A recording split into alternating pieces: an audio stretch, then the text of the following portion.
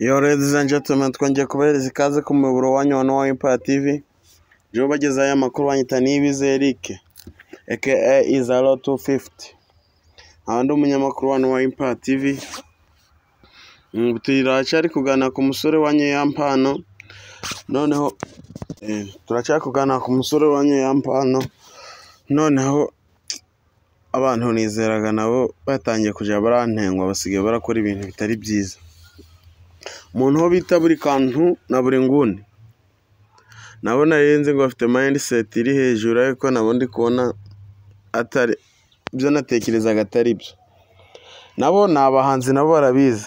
None nabo ndi kubona nabo bagiye kumbera nk'aba banyamakuru bo twavuze haraguru, bari gukora ibintu bitari byiza. Nabo bagiye kuvuga ku ndi muhanzi wabo bite yampano. Aka nakomero no musore yahuye nako. Buri kantu na buri nguni, noneho ibyo bari kuvuga ibintu bitari byiza nyine, ibintu bitari mu discipline. Buriya byanambabaje, bya danje. Hari n'igihe umuntu ajyaga kuvuga ku kintu nkabona nyine ari gukora ibintu bitari byiza bikambabaza, ariko nyine nta kundi byagenda. Umusore wacu niyihangana, abanyamakuru bo mu Rwanda ni guco bameze. Havuyemo nkatwe nyine tuba turi gukora ibintu binyuze mu muco. Buri kantu na buri nguni rero no kubanka ka gasopo nyine, kuko basigaye barakora ibintu bitari byiza cyane. Nabo n'umuhanzi mugenzi wabo bagakwiye kuba ari kubyumva, kandi nawe niyo byaba nari byo garama ira video ntawe yakwemera ko ije hanze. Nyine bibere inyuma y'amarido bari byinshi, ariko na buri kantu na buri nguni nabo barabizi. Nta kuntu umuntu nka buri kantu na buri nguni bagakwiye kwifata bakavuga kuki kuri yampano.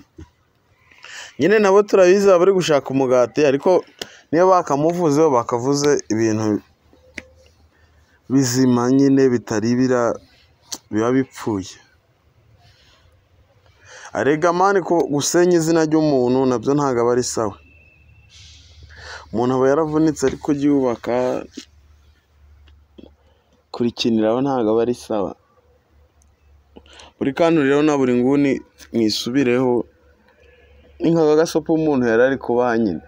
Mwisubireho mujye muravuga ibintu biri seriye, bitarimo ibintu by'ubuzanga bwinshi.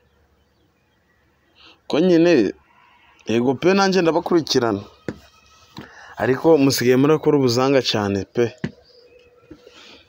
Yampano ngo none si we buri kantu ntubikora.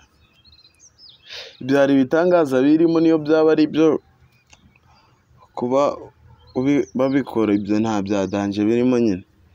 Uba ugomba kugira discipline no mu mivugire nyine. Kutayigize ntago ibyo bintu byaba ari sawa. Discipline ahantu hose bikenewe, uba ugomba kugira discipline ukavuga ibintu bizima. Iyo utavuze ibintu bizima nyine nawe bikugiraho ingaruka nyine. Rero inama nabahaganiye, mwisubireho. Ko nimutisubiraho ingaruka muzazibona nyuma. Mugomba kujya muravuga ibintu biseriye bizima kandi byizewe. Amakuru gariyo ibintu byo kubuza makavuga ngo amavideo niko gabaye iturufu. Nizo nkuru musigaye murabona. Uziko ibyo maze kubona muri showbiz nyarwanda, uziko bana kwishura umuntu ahubwo ngo ayigufate babona inkuru. Ibyo bintu ntago babiciye mu muco, muba mugomba kubireka. Rero ndashimira abantu bose bakoze subscribe kuri no Empire, n'abandi batarayikora mbashishikarize kuyikora kugira amakuru nk'aya atazajya yabacika. Yari umunyamakuru wanyu Niyibizi Eric aka Izalo 250 abagezaga aya makuru. Ariko ari nagenda abantu nk'aba buri kantu na buri nguni bisubireho, ibyo bintu ntago ari byiza. kudisikasinga ku muntu. Rero mbaye mbashimiye ciao ciao, mukore subscribe.